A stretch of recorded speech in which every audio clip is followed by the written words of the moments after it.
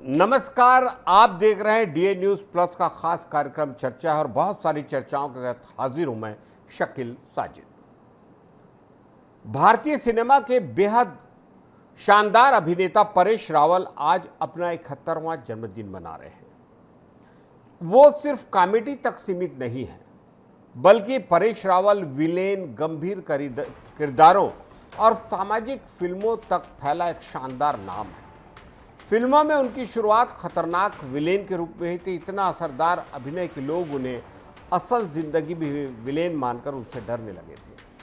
Flight में बताया जाता है कि लोग उनके पास बैठने से कतराते थे। इसी छवि को बदलने के लिए उन्होंने कॉमेडी का रुख अपनाया और फिर आया हेरा फेरी का वो आइकॉनिक किरदार बाबू राव, जो आज भी भारतीय कॉमेडी के सबसे बड़े चेहरों में एक माना जाता है।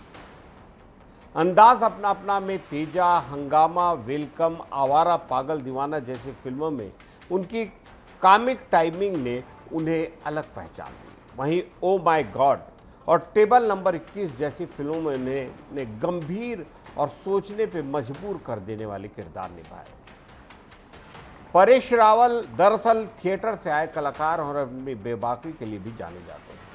कैरियर के शुरुआती दिनों में गुस्से से जुड़े कुछ विवादों का भी उन्होंने खुद खुलासा किया, जिन पर उन्हें बाद में पछतावा हुआ। उनका सफ़र विवादों से भी अछूता नहीं रहा। राजनीतिक बयानों, ट्वीट्स और टिप्पणियों को लेकर कई बार वे चर्चा और आलोचना में रहे। विलेन, कॉमेडियन और गंभीर अभिनेता तीनों रूपों में खुद को साबित करने वाले परेश रावल आज भी भारतीय सिनेमा के सबसे बहुमुखी कलाकारों में गिने जाते हैं। अपने दमदार किरदारों की वजह से परेश रावल आज भी दर्शकों के दिलों पर राज करते दिख रहे हैं।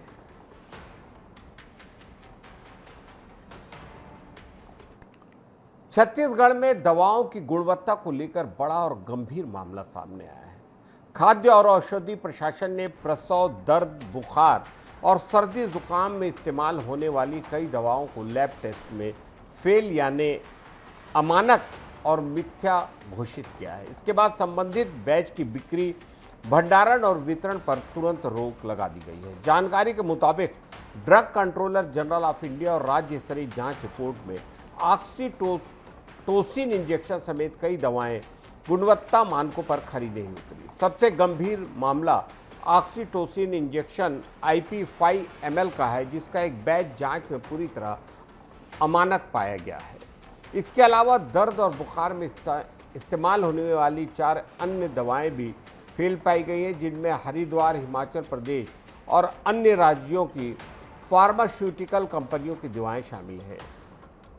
इनमें नाक, पेनपी, फ्लामो, स्टार AP, ACHEP टैबलेट और कोल्ड जिया टैबलेट जैसे नाम सामने आए हैं।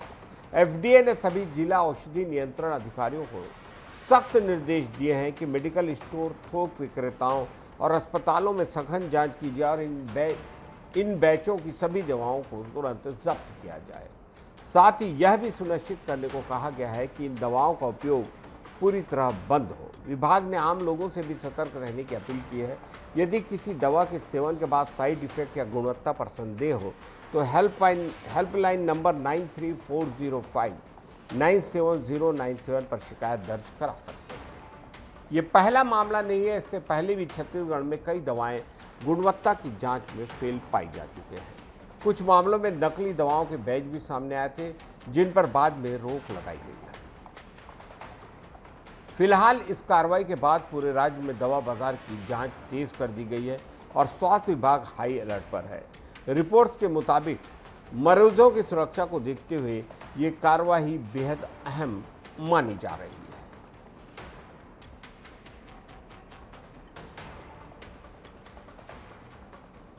छत्तीसगढ़ की राजधानी रायपुर स्थित इंदिरा गांधी कृषि विश्वविद्यालय के कृषि मंडपम परिसर में 3 दिवसीय राष्ट्रीय आम महोत्सव 2026 का भव्य और ऐतिहासिक शुभारंभ हुआ। 29 मई से शुरू होकर 31 मई 2026 तक चलने वाले इस गौरवशाली महोत्सव के उद्घाटन समारोह की अध्यक्षता प्रदेश के यशस्वी मुख्यमंत्री विष्णुदेव साय ने की, जबकि कार्यक्रम में मुख्य अतिथि के रूप में राज्यपाल रमेन डेका गरिमामय रूप से उपस्थित रहे। इस 3 दिवसीय महाकुंभ का मुख्य उद्देश्य छत्तीसगढ़ के किसानों को पारंपरिक कृषि से हटाकर उन्नत बागवानी फसलों के प्रति जागरूक करना और उन्हें आधुनिक वैज्ञानिक खेती के गुण सिखाना है, ताकि ग्रामीण अर्थव्यवस्था को एक नया आयाम दिया जा सके। राष्ट्रीय आम महोत्सव के इस उद्घाटन मंच से प्रदेश के किसानों और कृषि वैज्ञानिकों को संबोधित करते हुए मुख्यमंत्री विष्णुदेव साय ने कई महत्वपूर्ण बातें कही। मुख्यमंत्री ने कहा कि छत्तीसगढ़ की माटी और यहाँ की जलवायु आम जैसी बहुमूल्य बागवानी फसलों के लिए बेहद अनुकूल है। उन्होंने जोर देकर कहा कि ऐसे राष्ट्रीय स्तर के आयोजनों से न केवल राज्य के किसानों को देश विदेश की उन्नत तकनीकों को समझने का मौका मिलता है, बल्कि मैंगो बैगिंग और नई ग्राफ्टिंग विधियों के जरिए वे अपनी फसल की गुणवत्ता को वैश्विक स्तर का बना सकते हैं। मुख्यमंत्री साय ने अपने संबोधन में कृषि विविधीकरण पर विशेष बल देते हुए कहा कि हमारे अन्नदाताओं को अब सिर्फ धान जैसी पारंपरिक फसलों पर ही निर्भर नहीं रहना है, बल्कि उन्हें आम, अमरूद और अन्य नकदी बागवानी फसलों की ओर कदम बढ़ाना होगा। उन्होंने किसानों को आश्वस्त किया कि राज्य सरकार पूरी तरह से उनके साथ खड़ी है और छत्तीसगढ़ में उत्पादित आम की किस्म को देश के बड़े महानगरों के साथ साथ अंतर्राष्ट्रीय बाजारों तक पहुंचाने के हर संभव प्रयास किए जाएंगे। सीएम साय ने भरोसा जताया कि सही बाजार और आधुनिक तकनीक के मेल से आने वाले वक्त में प्रदेश के किसानों की आय दुगनी से भी अधिक होगी और यह महोत्सव छत्तीसगढ़ के कृषि इतिहास में मील का पत्थर साबित होगा। इस भव्य महोत्सव की खासियतों की बात तो यहाँ देश के अलग अलग राज्यों से लाए गए आम की 250 से भी अधिक दुर्लभ और प्रसिद्ध किस्मों की प्रदर्शनी लगाई है। इसमें उत्तर भारत का मशहूर आम लंगड़ा, चौसा, दक्षिण भारत का तोतापरी, पश्चिम भारत का विश्व प्रसिद्ध अल्फांसो और केसर के साथ साथ दुनिया का सबसे महंगा आम माने जाने वाला मियाजाकी भी आम जनता और किसानों के आकर्षण का मुख्य केंद्र बना है। 3 दिनों तक चलने वाले इस आयोजन में आम की प्रदर्शनी के साथ साथ सर्वश्रेष्ठ आम उत्पादक किसान की प्रतियोगिता, आम से बनने वाले लजीज व्यंजनों की प्रतियोगिता और उत्तम किस्म के पौधों की बिक्री भी की जा रही है। ये प्रदर्शनी प्रतिदिन दोपहर 12 बजे से लेकर रात्रि 9 बजे तक आम नागरिकों, स्कूली बच्चों और प्रबुद्ध जनों के लिए खुली रहेगी। यहाँ लोग न सिर्फ आम की विभिन्न वैरायटी का स्वाद चख सकेंगे, बल्कि कृषि वैज्ञानिकों से सीधे संवाद कर आम की खेती से जुड़ी बारीकियों को भी समझ सकें।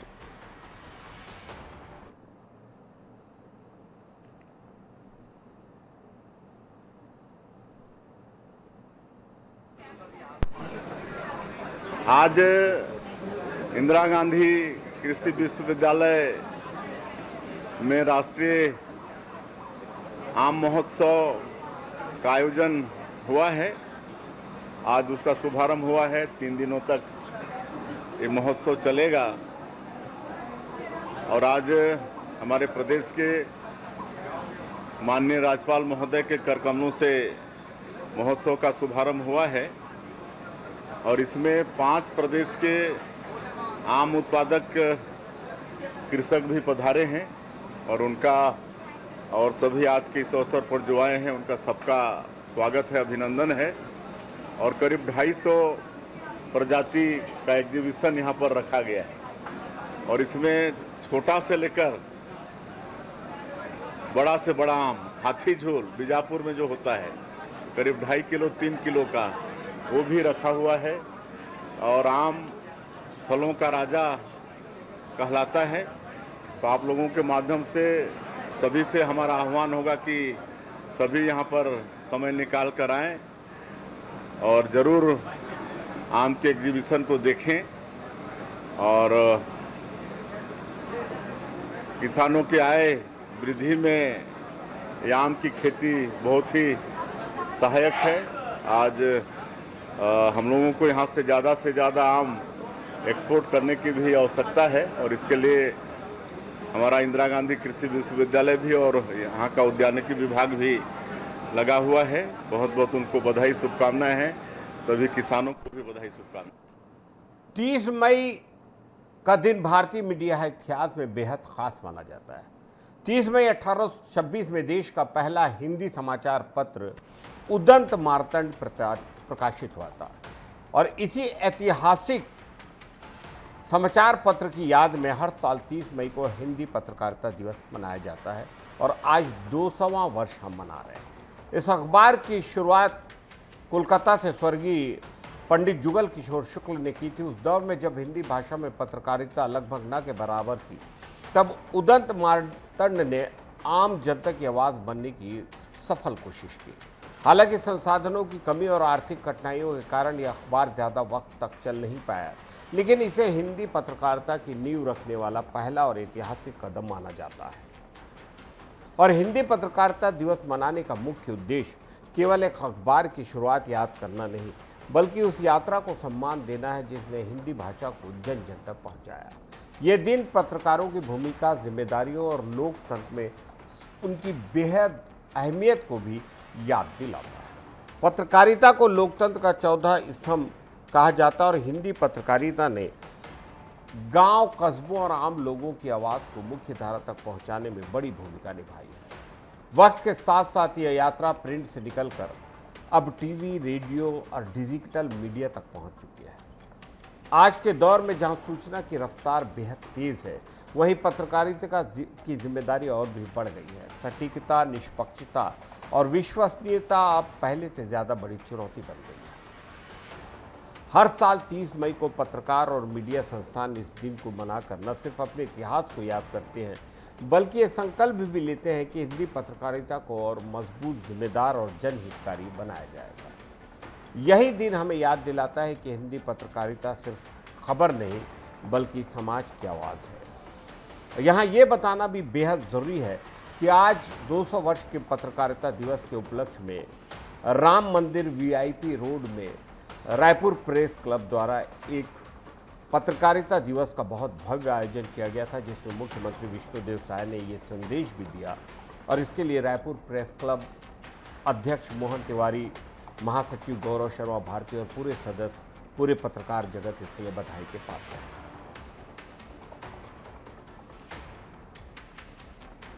रायपुर और नवा रायपुर घूमने जाने वाले पर्यटकों के लिए अब जंगल सफारी और नंदनवन जू का सफर पहले से महंगा हो गया है।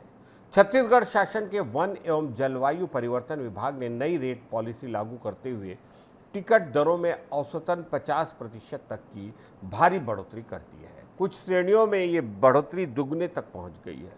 नए इंतजाम के तहत 6 से 12 साल तक के बच्चों का टिकट अब 25 रुपये से बढ़कर दुगना 50 रुपये कर दिया गया है। वहीं 12 साल से अधिक उम्र के पर्यटकों के लिए एंट्री फीस 50 रुपये से दुगनी बढ़ाकर 100 रुपये कर दी गई है।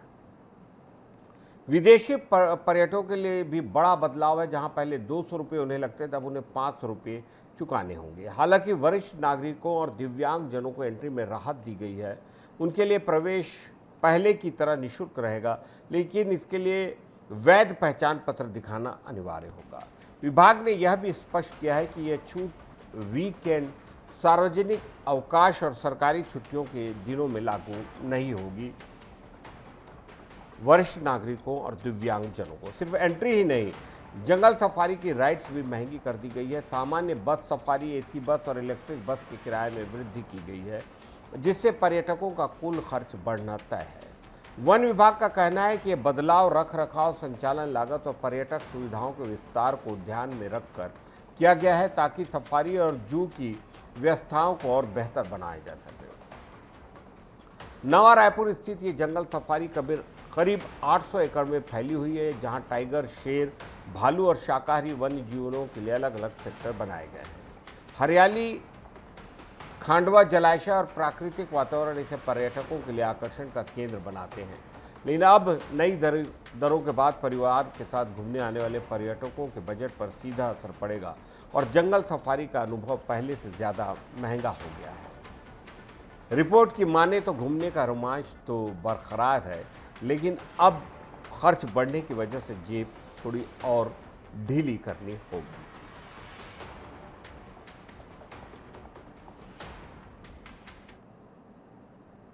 आज के लिए चर्चा में इतना ही।